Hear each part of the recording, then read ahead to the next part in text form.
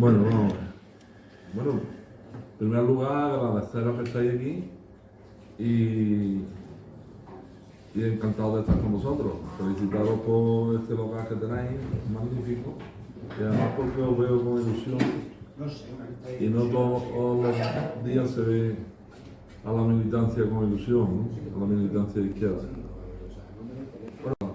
para intervenir en su futuro, ¿no? Y yo creo que hay referentes de eso. O sea, las generaciones, o sea, hay una característica que tiene la generación vuestra, de la gente joven, que no ocurre todos los días en la historia. Y es que vosotros vais a vivir peor que hemos vivido vuestros padres, aunque yo no tenga hijos, ¿no? Y eso es una distorsión en la evolución de la sociedad y en el progreso de la sociedad. El antecedente de eso lo tenemos en la Guerra Civil Española.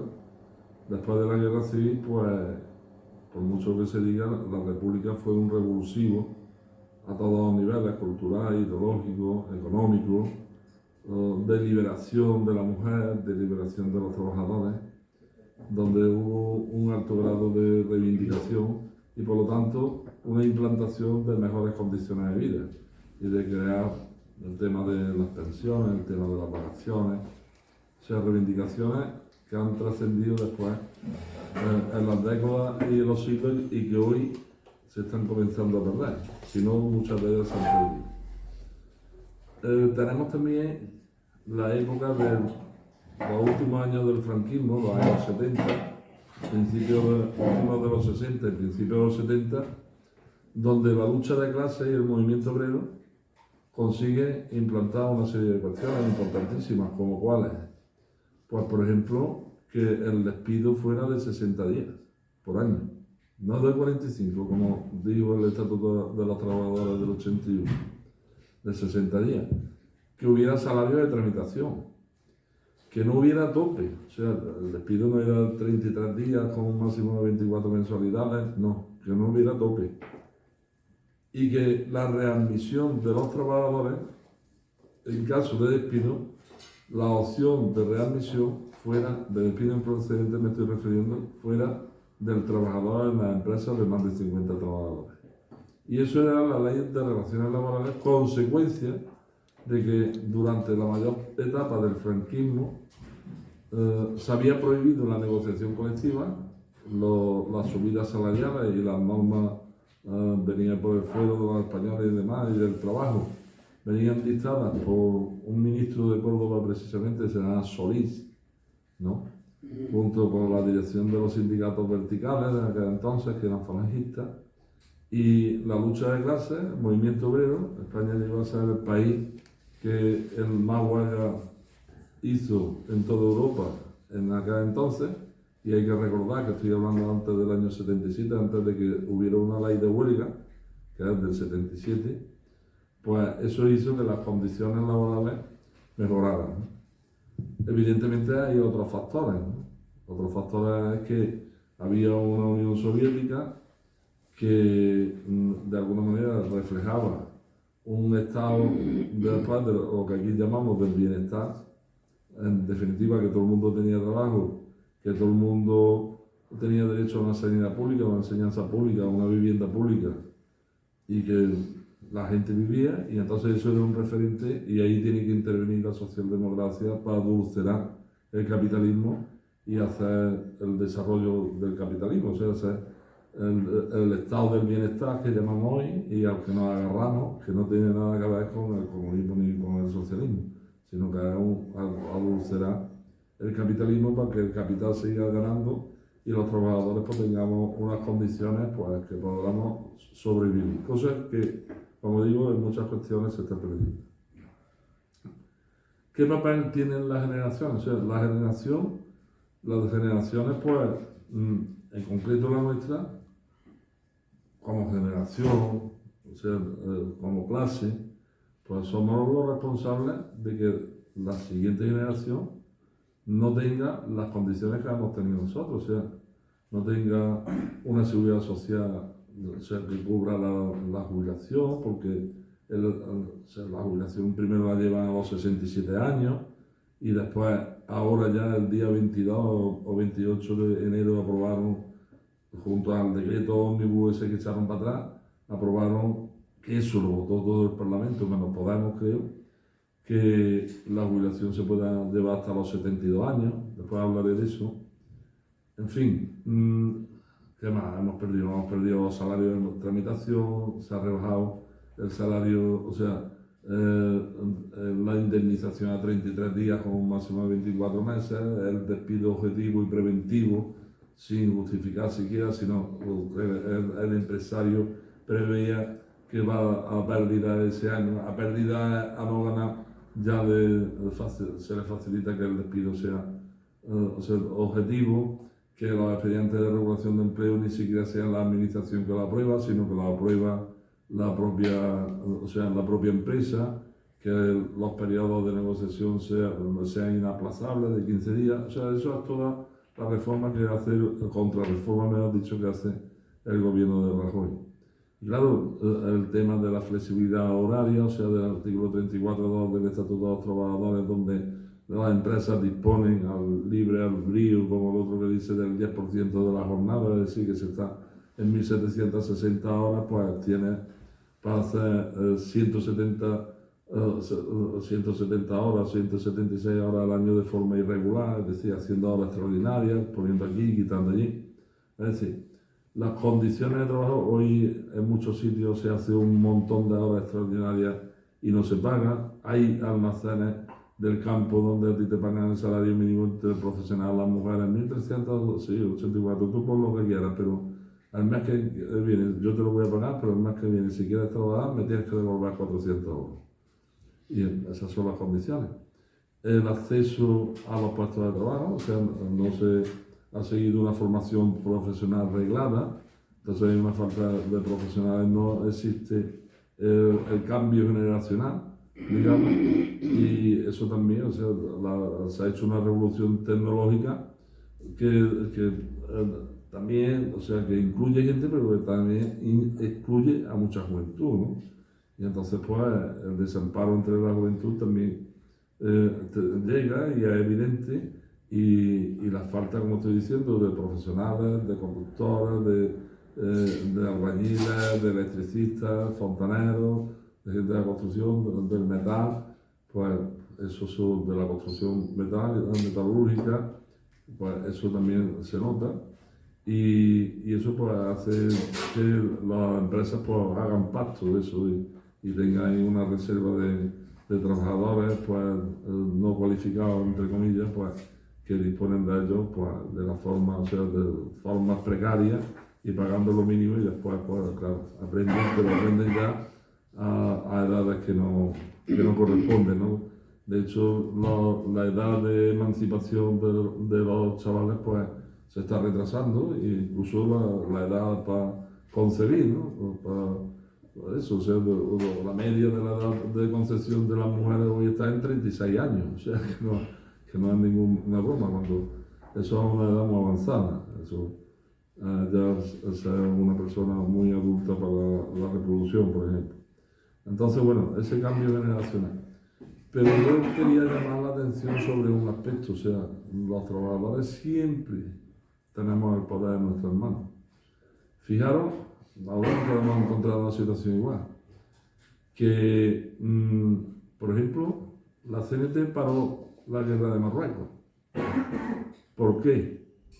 Estoy hablando del destino y el futuro de los trabajadores. Porque cuando empezaron a llevarse a África, sobre todo a la gente de Barcelona y tal, a la guerra, y empezaron a matar gente allí, y volvían en ataúdes para acá, por un momento ya que los padres, los trabajadores se mosquearon, y dijeron, mi hijo no va a la guerra, yo me voy a ir allí para que lo matáis, para que vosotros os libertéis, que vosotros sois colonialistas, o que hagáis lo que queráis. Y se produjo pues la insumisión, y no había movimiento de objeción de conciencia ni de insumisión. Había una CNT, un sindicato organizado con una ideología, y que en un país de 21 millones de habitantes tenía 3 millones de afiliados, ¿no? Y entonces reventó la guerra. Bueno, ahora es más sofisticado todo, ¿no? Nosotros antes íbamos a Madrid y teníamos en lo alto un helicóptero pasando, seguramente escaneando para ver quién hay. El otro día allí teníamos en Algeciras un dron. ¿Sí? Y la guerra hoy se hace con dron, y se hace con apagones de luz, y hace experimentos con el COVID, y se hace, y no dudéis que muchas de estas cosas están perfectamente diseñadas y previstas para ver la reacción de la población, ¿no? Y que las cosas son tan buenas, y habéis visto, paso de una cosa a otra, ahora volveré al sindicalismo. Habéis visto, por ejemplo, que cuando salió la transgénica que había que ponerla inmediatamente, después en silencio se retiró. ¿Por qué? Porque no afectaba y porque, entre otras cosas, corría prisa de que los laboratorios se hincharan como se han hinchado de ganar dinero, ¿no? Entonces, bueno, hay todo un mundo de experimentos desconocidos para nosotros, inalcanzables, con la información secada, con unos medios de comunicación comprados a disposición de lo que dice el capital, perfectamente comprado, con ideas inconcebibles de mentiras y de falsedad, pero eso mismo es lo que promueven también la clase política. O sea, que no es solo vos, sino que son los políticos en general, que en general nos toman por gilipollas a la mayoría de la población y tienen elementos repetitivos y reiterativos para ser medios de persuasión, no de comunicación, y al final consiguen dominar las masas, ¿no? Que es lo importante. Pero dominar las masas las dominan también mediante otro medio, que es el miedo metido en el tuétano. O sea, eso de que cuando tú eras chico ponías la radio y si de casualidad salía la Pirenaica y te decía, no, niño, no, eso no, la Pirenaica no. Bueno, no decía, no oiga la radio, no se puede ir la radio. Ese miedo endémico lo tenemos metido en el tuétano. Y nosotros se lo trasladamos a nuestros hijos. ¿Por qué? Porque vaya a hacer algo, ten cuidado, ahora que estás colocado, aguanta si tienes que aguantar, yo no sé qué. Y claro, se crea la cultura del miedo, que también existe, como dice mi madre, mucho miedo y poca vergüenza, ¿no? Pero la verdad es esa, o sea, y eso es lo que ahora se está haciendo. Cuando viene la ley de la Suiza y condena a 5 mujeres y un hombre por hacer manifestaciones en frente de una pastelería, y los condena a 3 años de cárcel, y tenemos un tribunal supremo que ratifica los 3 años de cárcel y están pendientes de entrar en la cárcel. Cuando unos compañeros hacen una huelga de ATA, o sea, de Algeciras, Arcelino, y se tiran 137 días en huelga, eso el régimen no lo quiere ni muerto. Y digo régimen, ¿por qué? Porque imaginaros la importancia que tiene esa huelga y la solidaridad que levanta en un pueblo esa huelga. 137 días sin ingresar a un duro, o sea, los frigoríficos se acaban, la comida se acaba, la lavadora se rompe, el otro, y eso se mantiene porque hay solidaridad y porque las casas también lo permiten. O sea, que no haya una huelga de trabajadores, sino que la unidad familiar y todo eso lo arropa. Claro, eso no lo pueden permitir, entonces le piden 28 millones de euros de indemnización y declarar la huelga ilegal. Porque tenemos la ley de huelga, que son ilegales aquellas huelgas que son por solidaridad, o sea, porque por ejemplo, si despiden a un compañero no pueden hacer huelga porque hay huelga solidaria y está prohibida, o por política.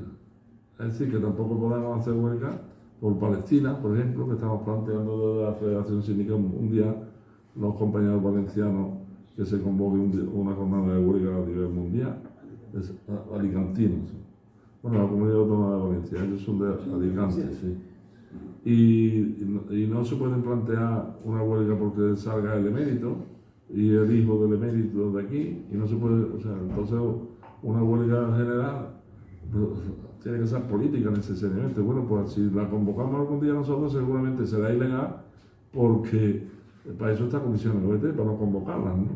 Y llevan ya 15 años sin convocar de nuevo, ¿no? Entonces, pero además tiene otro factor, estaba hablando del miedo, tiene otro factor, que tú haces huelga hoy y el empresario, o cualquiera, o comisiones LGBT que se personan también, se ha aplazado el juicio por eso, o cualquiera, que tenga un interés directo y legítimo, tiene un año para intentar que un juez te declare la huelga ilegal.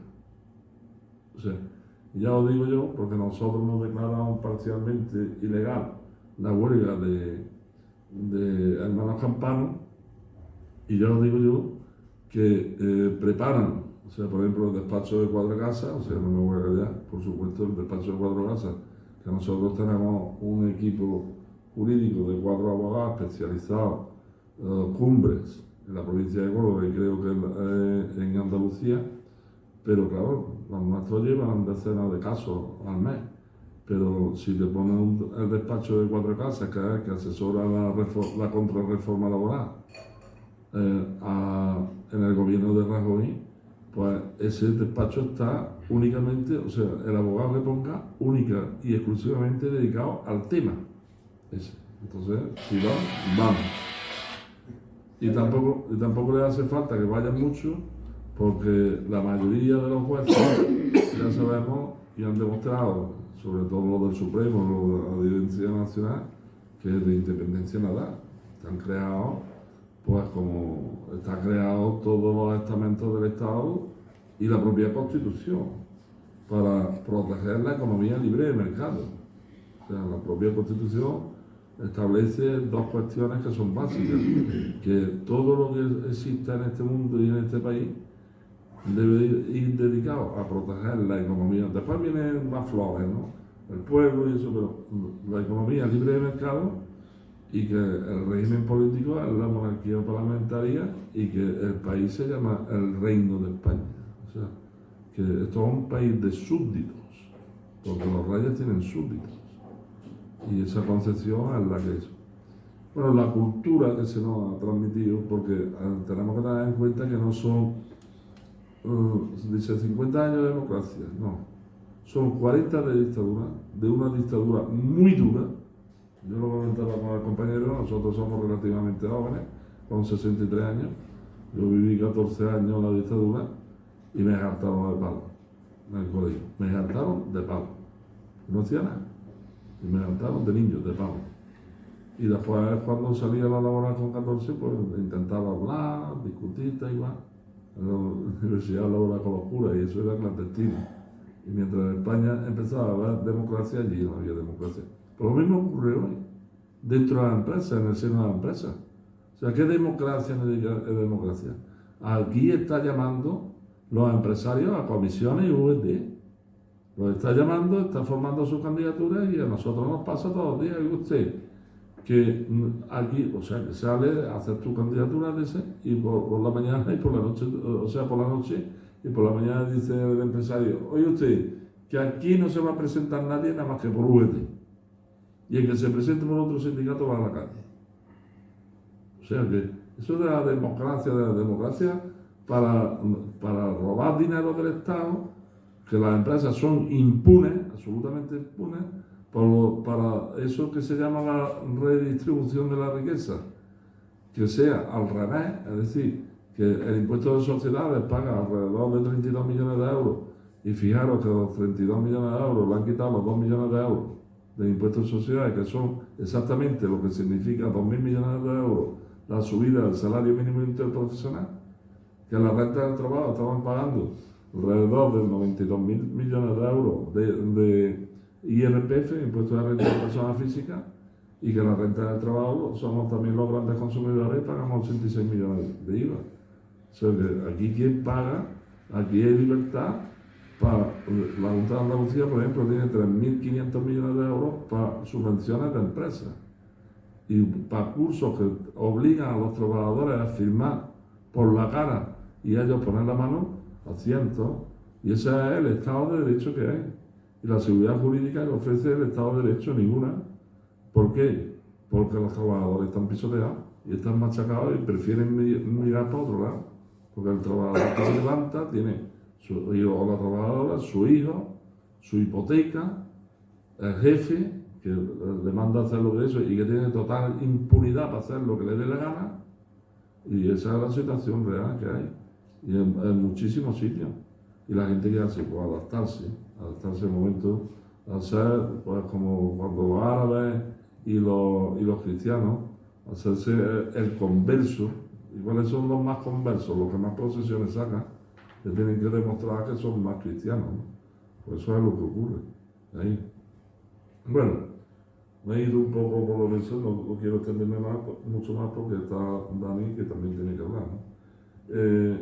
Y hablará más cosas y más interesantes. He hablado del tema de la reforma claro, de la reforma laboral un poco, hablar un poco del tema de las pensiones, que también he hablado un poco, decir que ya sabéis, han pasado empezamos en el año 80 y tanto por tener en cuenta para la base de cotización para la jubilación los 2 últimos años, pasamos a los 6, de los 6 a los 8, de los 8 a los 15, de los 15 a los 25, y lo próximo que plantearán será de 25 a toda la vida laboral, ¿no? Eso, para que hagáis una idea, entre pasar del año 2013 al 2022 de 15 a 25 años, supone de media una bajada de las pensiones de entre un 31 y un 32%, ¿no? O sea, porque al tener en cuenta más años, los salarios que se cobraban antes son más pequeños que los de después. Y entonces se escoge un montón de años que va bajando la pensión. Entonces, eso por un lado, el derecho a la pensión se va eliminando, se va aplazando y poniendo más requisitos y pasa de 65 a 67 años, pero ahora se permite que vaya a los 72 años. ¿Por qué? Porque como saben que las pensiones del futuro van a ser una porquería, pues entonces lo que abren la puerta es para que existan cotizaciones complementarias y para pagar menos pensiones, y entonces se lo lleva a los 72. Experimentos en Japón donde hicieron eso, se llama mini jobs, y en Alemania, y en Japón en concreto, el 25 o el 30% de la población mayor de 60 años se hace delinque, o sea, comete delitos menores con objeto de que los metan en la cárcel y puedan comer, y tengan asistidos y tengan un techo, ¿no? En Alemania está pasando lo mismo, o sea, en Alemania hay determinados sueldos que tienen que reengancharse en esto de taxista o de ordenanza, y están trabajando hasta los 72 años. Por lo que parecía imposible, o sea, lo que la CGT francesa, por ejemplo, ha peleado con huelga de verdad, no como embuste de curas como los que hacen aquí comisiones OET, con huelga de verdad. Pues o sea, la CGT francesa sí ha peleado el aplazamiento entre los 62 y los 64 años, pero nosotros nos han colado desde los 65 a los 67 por la cara. O sea, ya lo teníamos de los 60, de los 60 estaban los franceses a eso, y ahora a los 72. En todo esto han creado una historia que es muy importante, del escribá porque el tema de las pensiones, o sea, los peperos, la derecha, lo tocan en cuanto a la subida, a lo que suben las pensiones, pero los socialistas, supuestos socialistas, junto con comisiones OET, firmantes de todo lo que le ponga a cambio de todas las subvenciones, los agentes sociales, no son sindicatos ya. O sea, tocan todo lo que es estructural. O sea, llevar de 65 a 67 y lo aplauden y después hacen manifestaciones diciendo que está mal. ¿Cómo va a ser? O sea, es como el que tiene una calle y se dedica a poner chinchetas porque por allí pasan las bicicletas y al final de la calle tiene un taller para arreglar los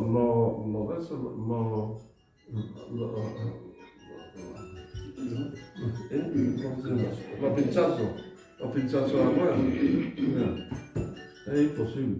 Los pinchazos a la rueda. Y eso es lo que hacen ellos. Entonces, y ahora el cambio estructural consiste en que en la negociación colectiva, a través de la negociación colectiva por sectores, por ejemplo la construcción que ya se ha implantado, pues si tú obtienes un 4% de subida para los trabajadores respecto en el ámbito de la negociación colectiva, pues un 2%, por ejemplo, lo puedes dedicar a que vaya a un plan de pensiones de empleo. Y eso lo gestiona una entidad privada, el BBVA, SV o la CaixaBank.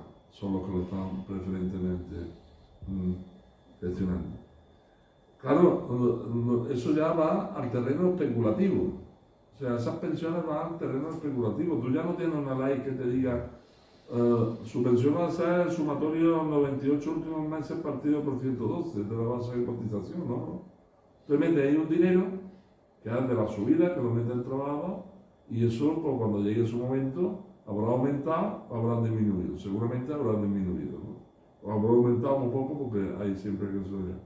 En esa gestión también entran comisiones VT, sindicatos firmantes, por supuesto, y no sé si el Estado.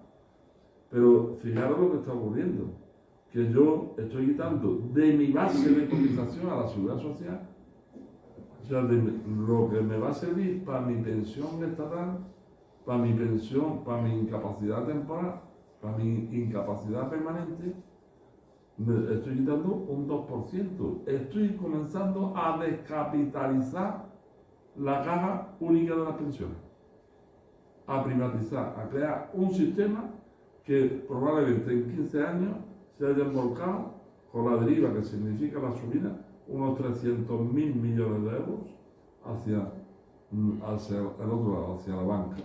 O sea, a dejar sin fondos. Pero es que, ¿para quién tiene ventaja esto? Todo para el empresario, que el empresario de ese 2% deja de pagar el 34% de seguridad social. Ese no lo paga, porque esa subida está desviada. Pero es que además el Estado, Escrivá, que es muy bueno, socialista, no sé si es de aquí de Albacete, pues resulta que no, o sea, no paga eso, pero bonifica con el impuesto de sociedades hasta el 10%.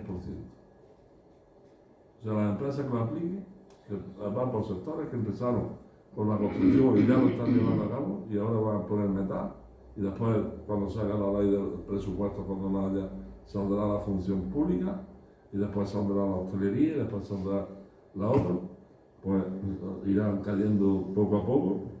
La experiencia de esto hay, en Inglaterra, en el País Vasco, en todos esos sitios ha sido rescatado, ha tenido que ser rescatado por el Estado, ¿no? Pero lo que sí están destruyendo eso, como están destruyendo la sanidad. Usted, los hospitales vacíos, las consultas, los otros, todo telemático, de usted, programado, de no sé qué, tal y cual.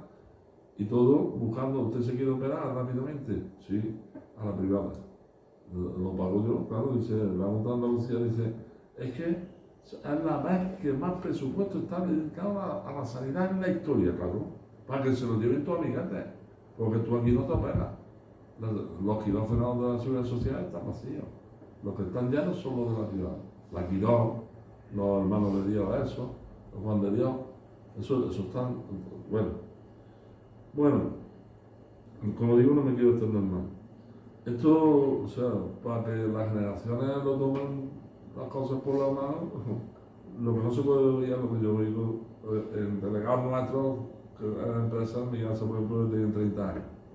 Y dice, es que yo no voy a llegar a tener pensiones. Pues ya ves tú, yo he estado 38 años en el ayuntamiento y todavía me creo que tengo 30 años y tengo ya 63. O sea que esto pasa volado en una película. Y cuando llega a tener 63, 65, 67 o 72 y no te da pensión, ¿qué haces?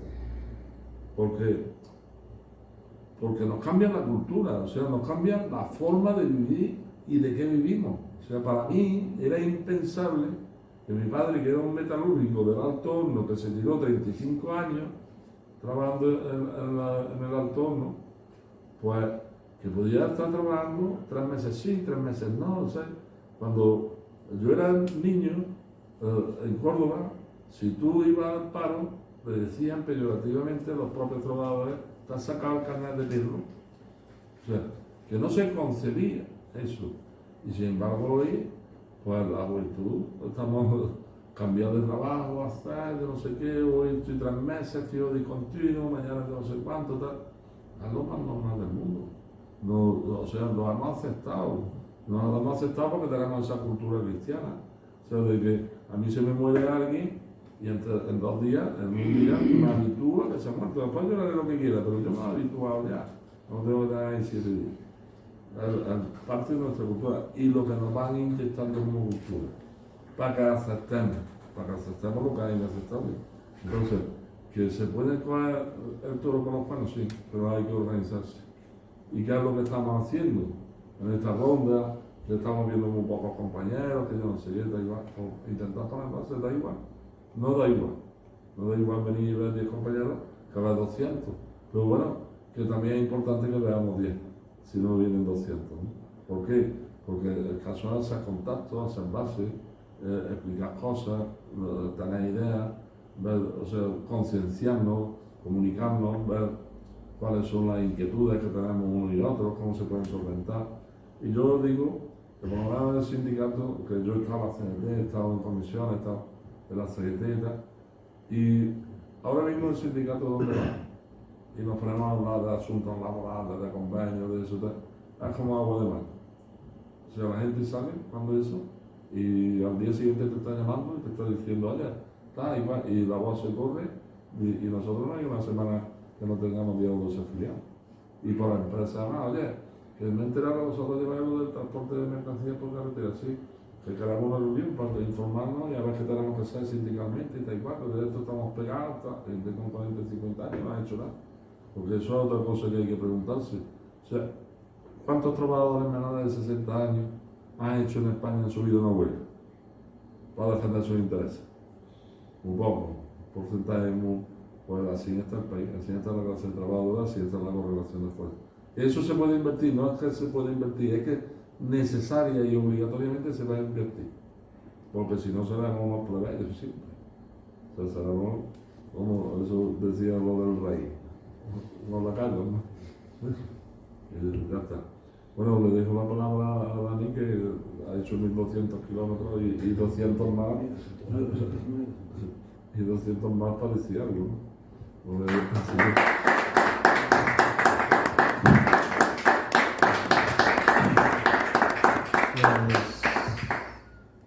Pues muchas gracias.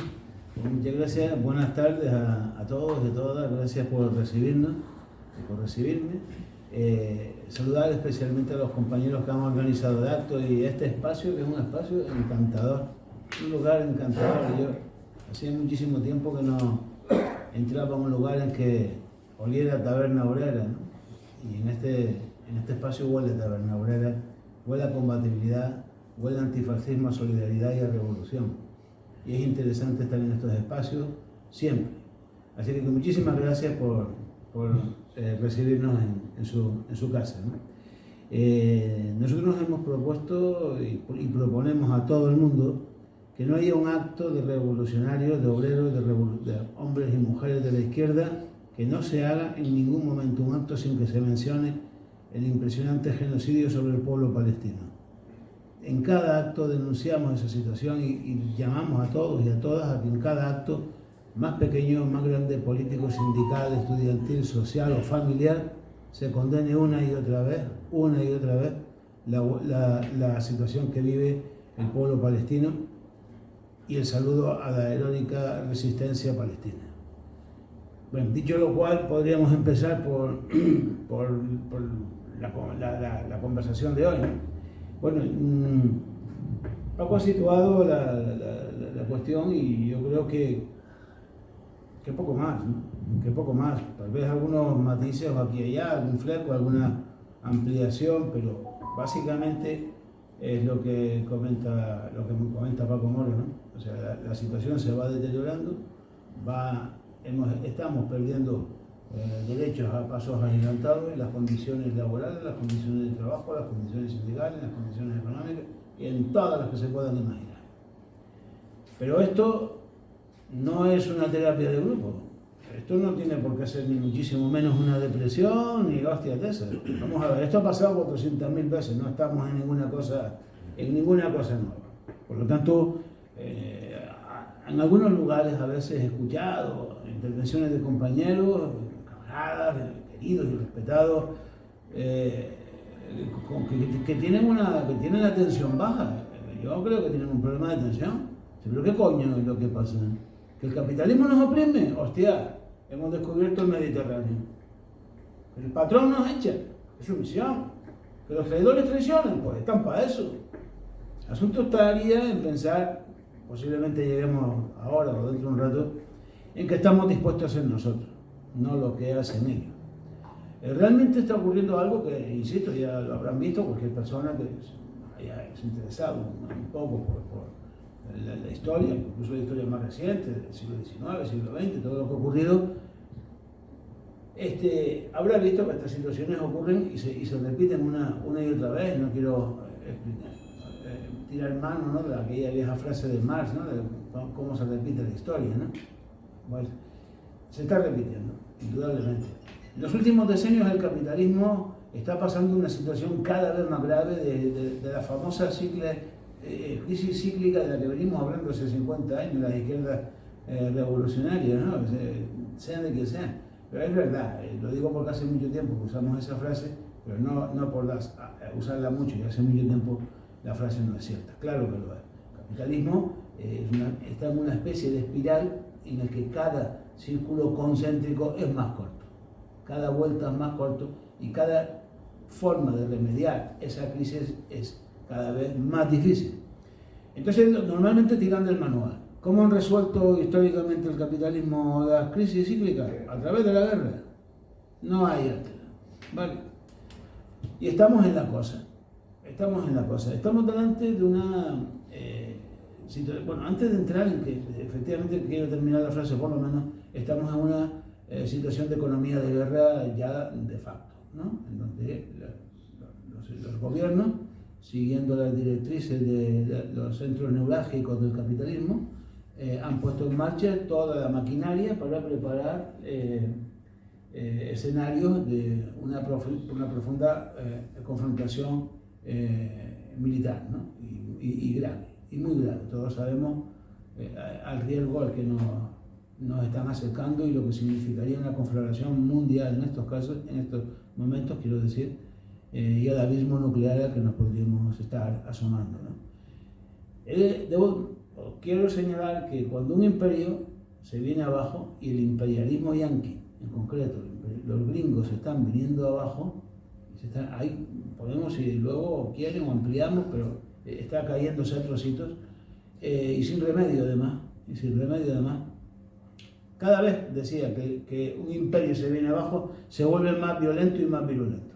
Esto no es ninguna novedad. No es más duro o no es más salvaje en el momento de expansión del imperio. Lo suele ser históricamente cuando está en retroceso, cuando empieza a caer. Podemos hablar de cualquier imperio, desde el imperio romano hasta el imperialismo francés en nuestro continente, en África, y lo que supuso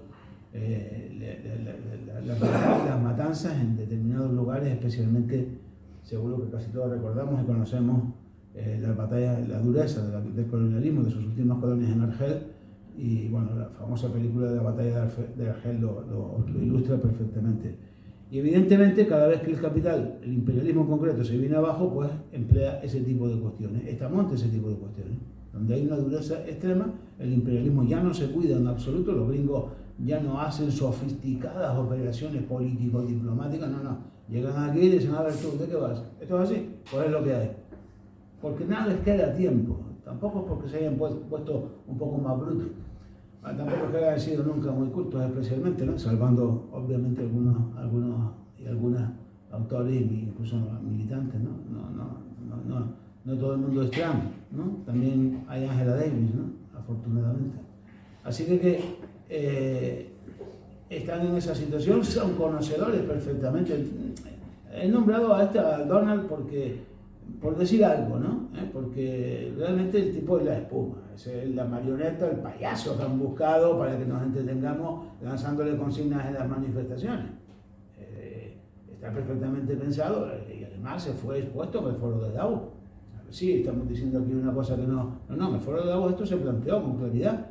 En concreto plantearon con la frase informática, ¿no?, se diría, o algo así, que había que resetear el capitalismo. Para resetear el capitalismo, claro, hay que darle al botón. De alguna manera hay que pararlo para volverlo a arrancar, ¿no? Bien, ¿cómo para el capitalismo el proceso histórico en el que está? Con una conflagración. Si a alguien se le ocurre otra idea, pues la discutimos ahora, pero si no es a través de confrontar a los pueblos, de llenar los pueblos, de llenar de cadáveres de los hijos de los trabajadores a los batallones y a los campos de batalla, pues no sé cómo lo pueden hacer. Pero eso es lo que ha venido haciendo siempre, ¿no? Siempre. Y no tiene por qué ser diferente ahora. A ver, en la Primera Guerra Mundial, recuerden que lo que rompe la Segunda Internacional, lo que rompe la Internacional Socialista, disculpen el error, lo que rompe la Internacional Socialista es justamente el mismo periodo en el que estamos ahora. Se plantean unos presupuestos de guerra a los que la socialdemocracia, entendamos que la socialdemocracia en aquel momento eran los socialistas, los que se decían socialistas de verdad. La socialdemocracia apoya esos presupuestos de guerra. Una vez que apoya los presupuestos de guerra, la burguesía europea consigue dos cosas.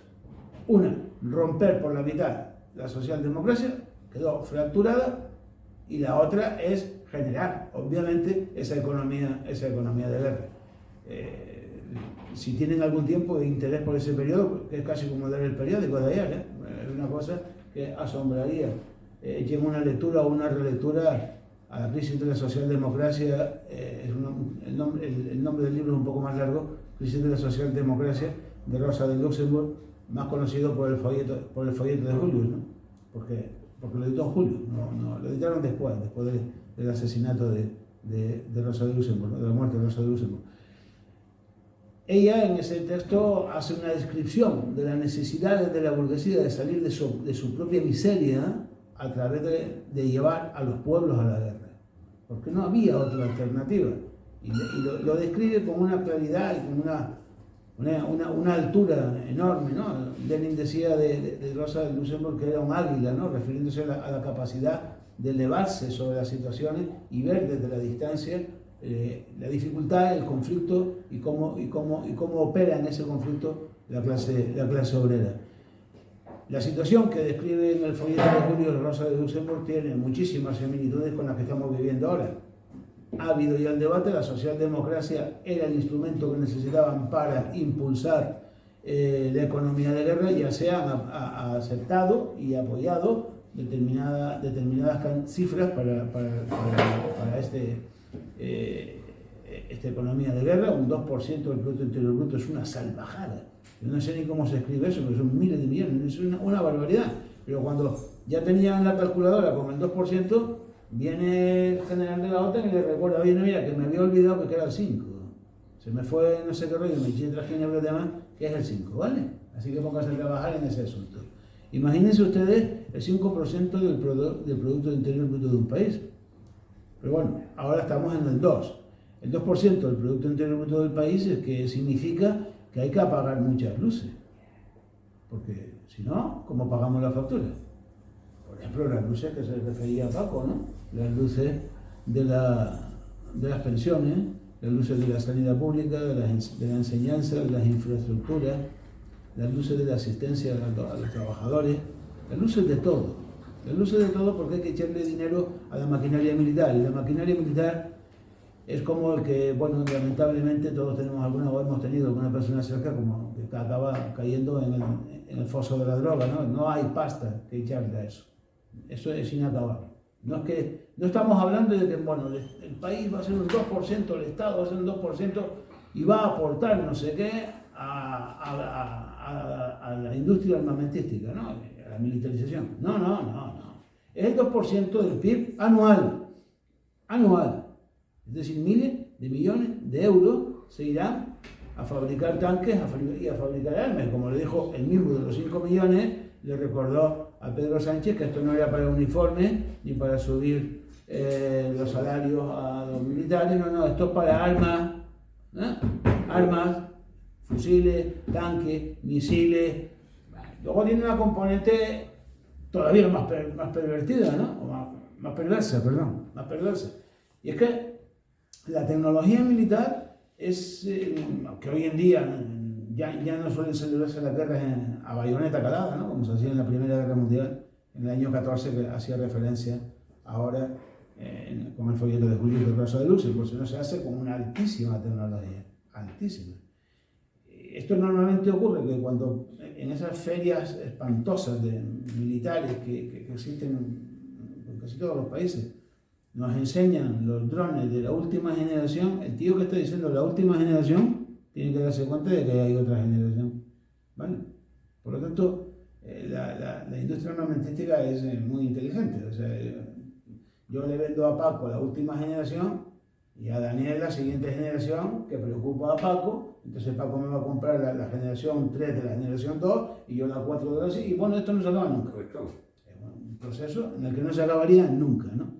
Eso es lo que se llama la economía de guerra. No hacer un esfuerzo de guerra, sino la economía de guerra. Fíjense si tiene esto similitud con el año 14, con la Primera Guerra Mundial y la crítica en ese texto que les decía de Rosa de Luxemburg, que en aquel entonces la socialdemocracia pone en marcha los bonos de guerra. Y en este momento lo que se pone en marcha es, o sea, se puede afectar en la contabilidad del Estado a fondos especiales para la industria armamentística. Es decir, le dan un nombre un poco más largo, pero vienen siendo fondos de guerra, bonos de guerra no vienen siendo bonos de guerra. Bien. Claro, eso queda en la deuda de los Estados, entre los gobiernos. Queda en la deuda de los gobiernos. Pero algún día alguien vendrá con la factura, ¿no? Pues esto hay que pagarlo. Y solo hay una forma de pagar, haciendo que los trabajadores trabajen más y cobren menos.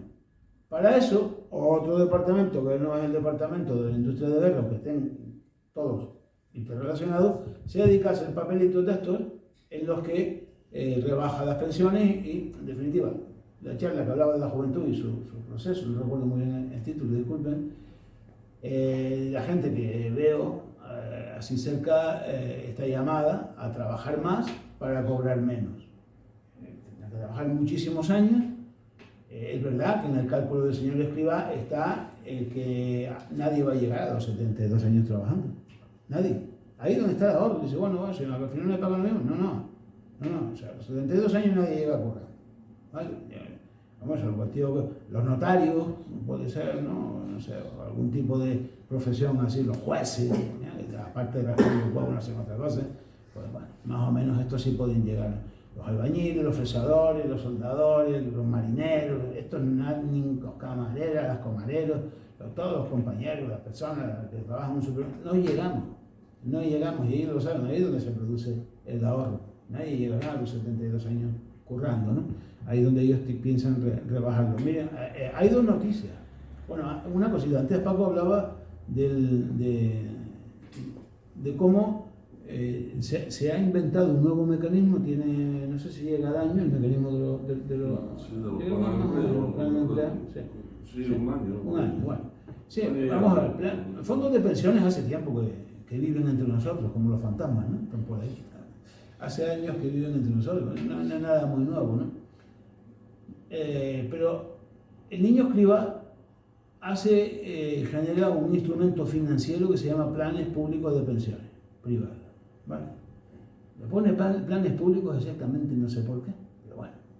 Pero ese plan público, que tiene una serie de connotaciones fiscales que ya hablaba antes el compañero Paco, además se le da a los agentes sociales, que son ahora los nuevos comerciales del sistema, para que lo metan en el maletín y lo vayan a imponer en los convenios colectivos. Cuidado con esto. No es lo mismo que ahí enfrente hay una oficina de Mafre y aquí hay una compañera o un compañero y dice, oye, vamos a hacer un seguro, tío, a ver si va a ser verdad que esto va mal, vamos a hacer o preguntar. No es lo mismo eso, siendo malo, que te den un convenio colectivo en el que dentro del convenio colectivo hay un instrumento financiero que tú no conoces, que no has intervenido en él, que no puedes decir ni una palabra, que te somete al criterio del instrumento financiero que tiene dentro del convenio colectivo, que se ha firmado el convenio y es de aplicación para ti. ¿Lo quieres o no lo quieres? ¿Lo quieres o no lo quieres? Les llamo a hacer el ejercicio de bajar un día, que pasen por una calle a un compañero de un andamio de la construcción y le pregunten cómo va el fondo financiero que ha firmado. Si él sigue por la mañana durante el desayuno el índice el FCT 100 o el IBEX 35 o el CAC 20 o el 1000 no sé si el hombre está interesado, porque ese fondo no se queda ahí, coño, el fondo es para jugarlo en la bolsa, en los índices. Entonces, y la bolsa, como por ejemplo la del Estado español, brevemente, el IBEX 35 es el más brillante. Cada país ha generado una especie de referencia bursátil, ¿no? O sea, a lo mejor hay 500, 800 o 1000 empresas que participan en la bolsa. De esas, hay una más selecta, ¿no? Digamos el club de los que tienen mayor facturación, mayor capacidad bursátil, mayor capacidad de intercambio en la bolsa. Eso se conoce como los índices bursátiles. En el Estado español ese índice se llama el IBEX 35. El 50% del IBEX 35 es propiedad de los fondos de inversión, en concreto de Vanguard, de Blackstone y de BlackRock, de estos tres. Hay otros, pero estos tres. Es decir, que alguien podría decir, bueno, pues que se lo queden. Bueno, que se lo queden, vamos a ver, ¿no? Porque los fondos de inversión son muy poco patriotas. Oye, no conozco un capitalista patriota, pero bueno, estos lo son todavía menos, ¿no? O sea, estos entran y mañana salen y producen una crisis impresionante. Si alguien tiene memoria o quiere echarle un vistazo también a la facilidad que me ha dado Internet, si recuerdan, en el año 2000, creo recordar, sí, los fondos de inversión salen de toda la zona de Malasia, todos salen de golpe. Hay una crisis que produce, bueno, unos enfrentamientos terribles, una guerra civil impresionante, a machetazos en las calles y miles y cientos de miles de muertos. Y esos países ni siquiera se han podido recuperar. Algunos han venido los gringos, les han implantado una dictadura militar y junto el tío del maletín negro, coño, del Fondo Monetario Internacional. Vale, igual me estoy enredando yo de cojones, ¿no? Pero bueno, era un poco porque no seguiré mucho más porque luego seguro si quieren ya vamos hablando, ¿no? Pero el escenario que tiene la juventud, los trabajadores y las trabajadoras más jóvenes es este. Pero yo tampoco quiero ser especialmente, no sé, fatídico, ¿no? No me sale otro término ahora. Yo creo que eso ha ocurrido siempre y que lo único... y oye, entonces ¿qué? Pues lo que hay que hacer es luchar, pero como ha luchado todo el mundo. Cuando hablaba antes, Paco, de las condiciones que hemos perdido, los 60 días de indemnización, de la facultad que teníamos los trabajadores ante un despido que no se podía justificar, es decir, un despido improcedente de ser nosotros los que decidiéramos si queríamos la pasta o queríamos volver a nuestro puesto de trabajo. Todo eso se dio básicamente en 2 años, en el 76 y en el 77. Estaba recordando que como anécdota que en el 76 y en el 77 la inmensa mayoría de los dirigentes sindicales estaban en la cárcel. A lo mejor fue por eso, por lo que la clase obrera lo consiguió, porque algunos de esos dirigentes que salieron rapidito para fabricar el Estatuto de los Trabajadores y vender a los obreros estaban en la cárcel. Pero fue exactamente así. Luchar y luchar siempre. No queda otro remedio. Yo creo que la clase obrera debe tener claro, coño, el que tenemos 2 opciones. O tumbar el capitalismo por las buenas o tumbar el capitalismo por las malas. La primera no existe. Como la primera no existe, como dice el compañero, esos creen en Dios, pues bueno, yo creo que pasaremos directamente a la segunda. Así que es la llamada que se hace, la necesidad imperiosa de tumbar el capital, porque nos va la vida, no solamente nos va la vida como clase obrera, sino nos va la vida como humanidad. El capitalismo, para salvar su propia estructura del capital, está dispuesta a todo, absolutamente a todo. No se va a negar ante nada. Les da igual si se funden los polos, si tienen que acabar con toda Venezuela y América Latina, si tienen que invadir el Congo mañana por la tarde, les da absolutamente lo mismo. Porque se sienten muy débiles y son muy peligrosos cuando están débiles. Por ir terminando en este punto de la debilidad. Conocen perfectamente el nuevo fenómeno que apareció hace unos años, el conjunto de los BRICS. Los BRICS están avanzando de una forma muy importante. Hoy en día ya manejan, depende del dato y depende del autor donde lo busque, manejan entre el 35 y el 45% del comercio del mundo. Cuidado, del mundo. Hoy China tiene 174 países socios comerciales directos. Quiero decirles que en los mejores años de los Estados Unidos llegó a tener 72 países con relaciones exclusivas y directas, ¿no? China tiene 174 países, 174. Ha entrado en el continente de donde procedo, ha entrado con muchísima fuerza, con muchísima gana, con muchísimo ánimo. todo el Sahel se está liberando completamente. Los franceses han tenido que salir en calzoncillos corriendo por el desierto porque Ibrahim Traoré le dio horas para salir de ahí, el dirigente de Burkina Faso, tomando el ejemplo del camarada del Guevara de África, ¿no? Tomás Sankara, ¿no? Y le dio horas a correr, y Nigeria, y Mali, y Senegal, y Gabón, y desde Djibouti hasta el Senegal, África se levanta. Está partiendo por la mitad toda África la revolución. Y están muy preocupados, porque África, allí donde los niños se mueren de hambre, crece al 7%. Y la vieja Europa se arruina. La máquina europea, los talleres alemanes, están mirando para el cielo y le están saliendo esta telaraña. Están en una situación muy complicada y ellos lo ven venir. Algunos pensadores de la causa norteamericana, como fue en su momento Henry Kissinger, tienen escritas cosas muy interesantes sobre esto, ya hace años, no ahora, hace años. La cosa porque afortunadamente Kissinger murió. Yo tenía la duda de que yo iba a morir antes que Kissinger. Llevo peleando contra Kissinger desde el golpe de Estado de Salvador Allende, tío. Hostia, es que no se moría nunca el tío, y siempre era un viejo, y yo era joven, y entonces yo me miraba al espejo, iba envejeciendo y yo seguía estando ahí. Y estaba, no sé, tenía un problema que casi acabó en algún centro psiquiátrico, ¿no? Y no, afortunadamente el tío ha muerto. Pero los ideólogos más interesantes, más importantes del sistema norteamericano vienen años diciendo. Hay dos publicaciones que también les llamo, se pueden conseguir en español, que es la que en donde escribe y la que se fija en la élite. No Donald Trump, no Donald Trump lo saca de la Spiderman y le da un infarto, ¿no? Le dan convulsiones, ¿entiendes? Pero bueno, el Foreign Policy y el otro se llama Policy Affair.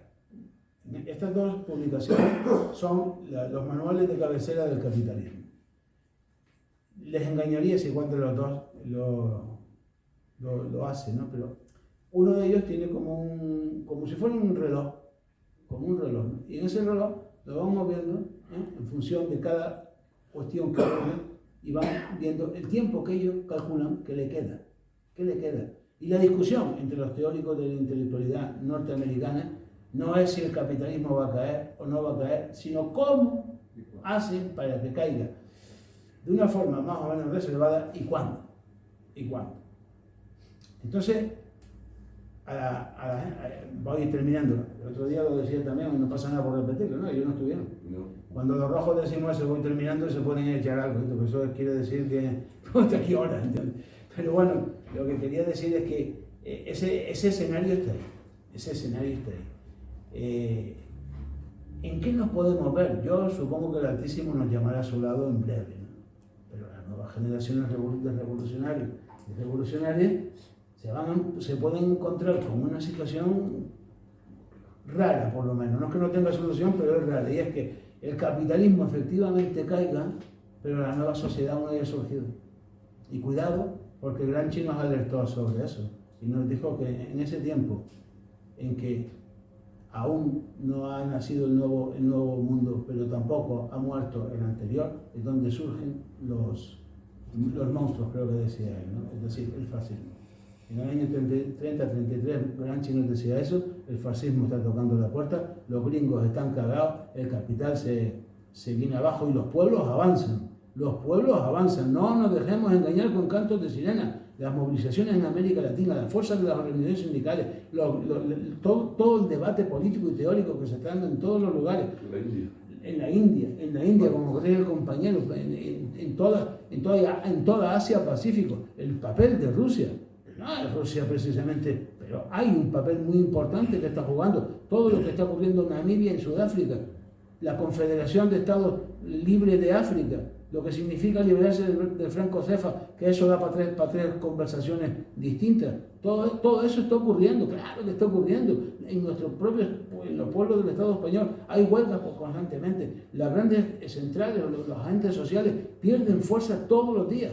Todos los santos días están siendo sacados a patadas de las fábricas y de los centros de trabajo. En los tajos la gente está hasta el culo. Y había un compañero que me decía, hoy nos contarás lo de la huelga. Lo contaré si me lo preguntan. Si no, he venido a otra cosa y yo agradezco la pregunta. Camaradas, a luchar. no hay otra llamada. Digan, bueno, ya vino este, sí, pero es que no hay otra cosa. ¿No? Si a alguien se le ocurre, también podemos plantearnos camaradas a rezar, pero bueno, eso yo creo que ya sería una cuestión a luchar como luchan, y permíteme terminar como empecé, ¿no? Como luchan dando un ejemplo tremendo el pueblo palestino y su resistencia, ¿no? Miren, nosotros presentamos un documento, iba a intervenir en Canarias, en Gran Canaria, iba a ser la intervención una compañera de los sindicatos palestinos, que es miembro de la FSM como nosotros también, Susa, a pesar de llamarse Susa es árabe, parece que por aquí al lado, pero se llama Susa, no sé por qué.